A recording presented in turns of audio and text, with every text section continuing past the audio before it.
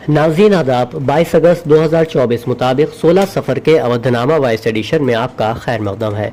आप समाअत फरमाने जा रहे हैं अवधनामा में शाये अहम खबरों के खास हिस्से। शेड्यूल कास्ट और शेड्यूल ट्राइब रिजर्वेशन में क्रीमी लेयर पर सुप्रीम कोर्ट के फैसले के खिलाफ आज मुतअद्दिद दलित तंजीमों की तरफ से भारत बंद का एहतमाम किया गया। इसके अलावा बीएसपी और आरजेडी जैसी जमातों ने भी बंद की हिमायत की है।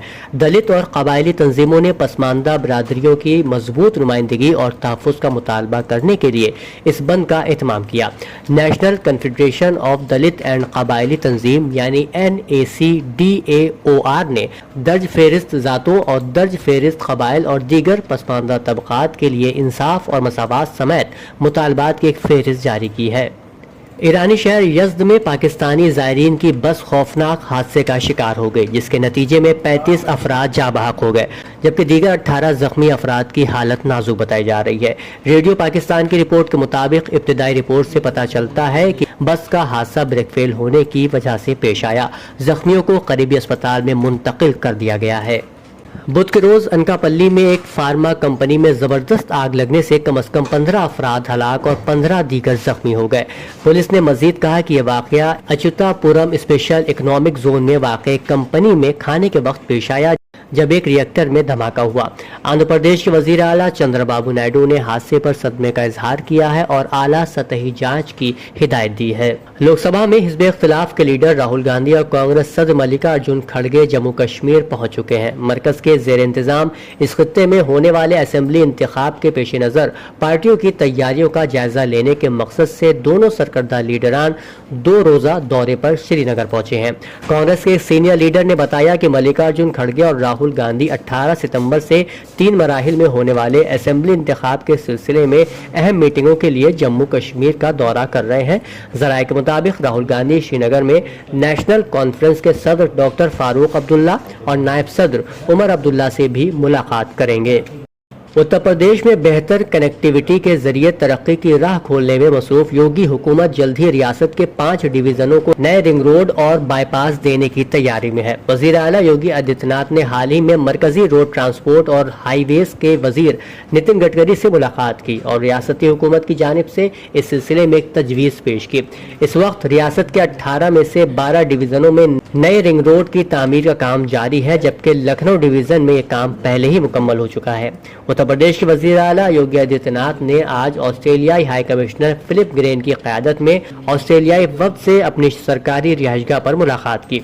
इस मौके पर ज़राअत और इससे मुताल्लिक़ा शोबों में सरमायाकारी पर तबादला ख्याल किया गया।